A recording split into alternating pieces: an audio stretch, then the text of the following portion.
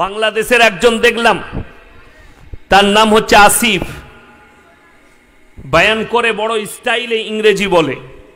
কি বলেন, কিছুদিন আগে সে এক জায়গায় বয়ান করছে, বলছে সবাই বলুন স্টার্ট, নারে তাকবীর। ও সালে ইংরেজি তো পাল্টায়, আল্লাহর ভাষা কিন্তু এক, ইংরেজি বললে পাল্টাবে না। এই ছেলেটাকে দেখলাম, আমি একে কেন ছেলে বললাম, একে যদি আলেম বলি আল্লাহর কাছে আমি দায়ী হয়ে যাব। আলেম তাকে বলা হয় যে ইলম নেবার পরে নেক আমল করে, বদ আমল নয়। আমি লাস্টে একটা প্রতিবাদ করে যাব, যেটা রেকর্ডিং হবে না, রেকর্ডিং বন্ধ হওয়ার পরে। কেন রেকর্ডিং চললে এটা আমাদের জন্য লজ্জার, দুঃখের। এটা রেকর্ডিং বন্ধ হয়ে যাবে, তারপরে লাস্টে বলবো ওইটা। কেন? ওটা আপনাদের আমল, ওই জন্য আপনাদিকে বলে যাব, ওটা লোকের আমল নয়। শুনেলেন ইসলাম এত সুন্দর।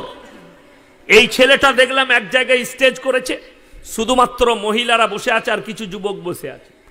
এ প্রমোট করছে, যদি তুমি রাস্তায় কোনো মেয়েকে দেখো আর তোমার যদি পছন্দ হয় তো সেটাই তোমার জন্যে একদম পারফেক্ট। ইংরেজিতে বলেছে, ওটাই তোমার জন্য পারফেক্ট। সেই হারামখোরকে পেলে, আর আমি যদি বাংলাদেশে যেতে পেতাম, এই হুজুরগুলোর আমি ন্যাজ কেটে ছেড়ে দিতাম। আমি গেলি অ্যারেস্ট হয়ে যাব, ওই জন্য যাচ্ছি না। কেন? আমি যা বাঁশ দিয়েছি হাসিনাকে, আমাকে ছাড়বে না, পেলেই ভরে দিবে। কি বুঝলেন? কালকেই একজন বাংলাদেশের হুজুর ছিল আমার সঙ্গে জলসায়, তো বলছিল যে আমার খুব নাম করলো যে আপনার খুব চর্চা বাংলাদেশে। আমি বললাম যেমন চর্চা আছে, আমাকে পেলে বাঁশও দিয়ে দিবে, ছাড়বে না সহজে। তো কষ্টটা কোথায় জানেন? এ প্রমোট করছে। আমি তাকে পেলে বলতাম, আরে ভাই তুমি বলছো রাস্তায় যে মেয়েটা পছন্দ হবে সেই মেয়েটাই তোমার জন্যে। যদি বাজারে তোমার মাকে আমি দেখতে পাই আর আমার যদি পছন্দ হয়, তা তোর মায়ের সাথে আমার বিয়ে দিবি? এটা হাসির লয়, বহুত দামি মূল্যবান কথা। এটা ইসলাম বিরোধী কথা, এটা জিনার প্রমোট করা। আর একটা দেখছি হাতে আংটি পড়েছে, টুপি লাগিয়েছে, কখনো দেখছি মিজানুর রহমান আজহারির নকল করছে, কখনো দেখছি এর নকল করছে, অন্য নকল করছে। সে আবার ঈদেতে বয়ান করেছে, যদি কেউ মনে করে ঈদেতে তার গার্লফ্রেন্ডকে গিফট দেবে তো দেয়া জায়েজ আছে। আর মধ্যে গার্লফ্রেন্ড যদি মনে করে বয়ফ্রেন্ডকে, হারামখোর গার্লফ্রেন্ড আর বয়ফ্রেন্ডটাই তো হচ্ছে না জায়েজ, ইসলামী শরীয়তে হারাম, আর তুমি ওটাকে জায়েজ করছো। শুনে রেখে দেন, এই ধরনের মৌলবীদের দ্বারা আল্লাহ জাহান্নাম উদ্বোধন করবে। যারা ইহুদিদের প্রমোট করছে, যারা বেঈমান কাফেরের প্রমোট করছে। কোরআনে আছে ওয়ালা তাকরাবুজ জিনা ইন্নাহু কানা ফাহিশা ওয়া সা সাবিলা। ব্যভিচার করা তো দূরের কথা, যে রাস্তায় ব্যভিচার হয় সেই রাস্তার ধারে পাশে তোমরা যাতায়াত করবে না, সেই রাস্তার ধার দিকে যাওয়া যাবে না। যদি মনে করেন এই রাস্তায় জিনা হয়, অন্য রাস্তায় ঘুরে যাবে। তার একটা দলিল বলে দিই, ইসলাম কত সুন্দর। ওই রাস্তায় গেলে কতগুলো বিপদ আসতে পারে। আসানসোলের নাম শুনেছেন না শুনেননি? ওটা কিন্তু আমার জেলা, এখন ভাগ হয়েছে। আমি পূর্ব বর্ধমানের একদম বর্ডারে আছি, লাস্টে হাইওয়ের ওপরে, আর আসানসোল হচ্ছে পশ্চিম বর্ধমান। তো ওই আসানসোল থেকে পুরুলিয়া ডিস্ট্রিক্ট যেতে গেলে দামোদর নদীর ব্রিজ আছে, ডিসেলঘর ব্রিজ, ব্রিজটার নাম হচ্ছে ডিসেলঘর ব্রিজ। ব্রিজ পার করে পুরুলিয়া যেতে হয়। আমার কিছুদিন এই 1 মাস পরেই জলসা আছে পুরুলিয়ায়, একটা মাদ্রাসা, ওটার ওপর দিয়ে যেতে হয়। আসানসোলের একটা জায়গার নাম হচ্ছে নিয়ামতপুর, নিষিদ্ধ পল্লী আছে, মানুষের উপায় নাই, গাড়ি ওই দিকেই যেতে হবে, ওইটাই হচ্ছে রোড, মেন রোডের ওপরে নিষিদ্ধ পল্লী। আমি 2 বছর আগে জলসা করে ফিরছিলাম পুরুলিয়া থেকে, রাত 2টো বেজে গেছে, প্রায় 2:10-15 হবে। তো আমি গাড়ির সিট ফেলি দিয়ে ঘুমাচ্ছি, টুপি খুলে দিয়ে, ড্রাইভার গাড়ি চালাচ্ছে, আমি বেঘর ঘুমুচ্ছি। যখন সে নিয়ামতপুর পার করেছে, পুলিশের একটা গাড়ি 4 ইন্ডিকার জ্বালিয়ে ডিফার দিয়ে দিয়ে আমার গাড়িটার পেছনে ধাবা করেছে, গাড়িটাকে দাঁড় করাতে চাইছে। আমি তো আর চোর নয়, আমার ড্রাইভার গাড়ি দিয়ে এলো। যখন আমি NH2 ধরবো, হাইওয়ের কাছে এসে গাড়ি যখন মোড়েতে দাঁড়িয়েছে সিগন্যালে, গাড়িটা আমার সামনে লাগালো, আমাকে বললে হুজুর উঠুন। টুপিটা লাগিয়ে বসলাম। যখন এই কাঁচটা খুললাম, বললে হুজুর আপনি? আমি বললাম কেন?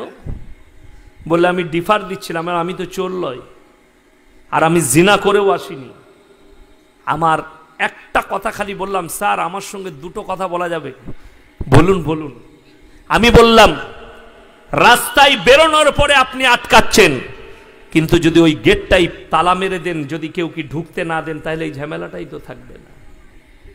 কথাটা বুঝতে পারেননি? ওই গেটটাই তালা মেরে দিলে কেউ যদি ঢুকতে না পায়, বেরোনোর ঝামেলাটা থাকবে, আপনাদেরকে আবার ছুটতে হবে না। বলছে ভাই সরকার লাইসেন্স দিয়েছে। এরপর বুঝলেন, যে গাড়ি নিয়ে বেরোয়, জিনা করে বের হয়, সেখানে জিনাতে যার যৌবন খরচ করলো, জিনা করলো, রাস্তার উপরে পুলিশকেও টাকা লাগে। দুঃখটা ওইটাই, আমাদের মতো মৌলবীকেও আটকাতে হয়েছে পুলিশকে, যে এরা ওখান থেকে বেরিয়ে আসছে নাকি জিনা করে। তো কোরআন কত সত্য বুঝতে পেরেছেন, ওয়ালা তাকরাবুজ জিনা ইন্নাহু কানা ফাহিশা ওয়া সাআ সাবিলা। আমার আল্লাহ বললেন, হে নবী বলে দাও, ব্যভিচার করা তো দূরের কথা, যে রাস্তায় ব্যভিচার হয় সে রাস্তার ধারে পাশে জানো তোমরা যাতায়াত না করো, ওই দিকে যেও না। বর্ধমান টাউনও আছে, আমরা 3 কিলোমিটার ঘুরে যাই, কিন্তু 1 কিলোমিটার শর্টকাট মারি না, খালি নিষিদ্ধ পল্লীর কারণে। আমি কলকাতার জলসায়, সোনাগাছির পাশে জলসা ছিল, আমি দাওয়াত দিয়ে এসছি, হে পশ্চিম বাংলার যতগুলো নিষিদ্ধ পল্লীর মহিলা আছে, যদি কোনো মুসলিম মহিলা ফেসে থাকেন, আমাদের মতো মৌলবীর সঙ্গে যোগাযোগ করো। আমি দাওয়াত দিচ্ছি, হালাল সম্পর্ক করে নিকাহ করো, আর হারাম জায়গা থেকে সরে এসে জান্নাতের রাস্তা অতিক্রম করো। আল্লাহর কসম, রুজির মালিক আল্লাহ, হায়াতের মালিক আল্লাহ, মওতের মালিক আল্লাহ, কল্যাণ অকল্যাণের মালিক আল্লাহ। যারা দুনিয়ার উপরে মুক্ত হয়ে আছেন, তাদেরকে বলি, কোরআনের একটা আয়াত শুনেলেন, মারাত্মক আয়াত, ওয়ামাল হায়াতুদ দুনিয়া ইল্লা মাতাউল গুরুর। এই দুনিয়াটা তোমাদের জন্য, হে আল্লাহ নবী বলে দাও, সম্পূর্ণ ধোঁকা। মানুষ ধোঁকায় পড়ে আছে, যেদিন আপনার চোখটা বন্ধ হবে, ধোঁকাটা আপনার কেটে যাবে, আপনি বুঝতে পারবেন ধোঁকাটা সম্পূর্ণ ভুল। পানি কই? পানি ঢালেন তো, ঠান্ডা পানি নিয়ে আসুন, ঠান্ডা নিয়ে আসুন, ঠান্ডা আনা করান, ঠান্ডা পানি। এই ফ্রিজের পানি নিয়ে আসুন। আমি আলাদা জিনিস, কথাটা বুঝতে পারেন না? হ্যাঁ, ও আমার আগের বক্তা ছিল, আমাকে একটু দুধ ঢেলে দিলে আমি দুধ খাই না, কি বুঝলেন? দেখুন কারো বাড়ি থেকে নিয়ে আসুন ফ্রিজে পানি। হ্যাঁ, আমার ইঞ্জিন আলাদা, কি বুঝলেন? যত ঠান্ডা দিবেন তত পাওয়ার নিবে, অসুবিধা কিচ্ছু নাই। তো আমি যেটা বলছিলাম, সবাই নিয়ত করুন আমরা হালাল পথে চলবো, সকলে জোরে বলুন ইনশাআল্লাহ। আল্লাহ যেন আমাদেরকে হারাম থেকে হিফাজত করে। কিয়ামত করিবান, আপনার দোরগোড়ায় কিয়ামত পৌঁছে গেছে, কিয়ামতের আলামত শুরু হয়ে গেছে, কিয়ামতের মারাত্মক আলামত প্রকাশ পেতে শুরু করে দিয়েছে, যেটা বিশ্বের দরবারে উঠে গেছে। আল্লাহ নবী সাল্লাল্লাহু আলাইহি সাল্লামের হাদিস, তোমরা বুঝতে পারবে কিয়ামত তখন কাছে আসছে যখন ফোরাত নদী শুকাতে শুরু করবে। হাদিসে আছে। কোন নদী বললাম? ফোরাত নদী। কেন? গোটা বিশ্বের যে তৃতীয় বিশ্বযুদ্ধ, মহাযুদ্ধটা হবে, সেটা পৃথিবীর আল আকসা নিয়ে নয়, কাবাঘর নিয়ে নয়, হিন্দু মুসলিম নিয়ে নয়। বিসমিল্লাহ, আলহামদুলিল্লাহ। সেই যুদ্ধটা হবে, আল্লাহ নবীর হাদিসে আছে, ফোরাত নদী শুকিয়ে যাবে, তার মধ্যখান থেকে একটা সোনার পাহাড় বের হবে, সেই পাহাড় গোটা বিশ্ব যুদ্ধে জড়িয়ে যাবে।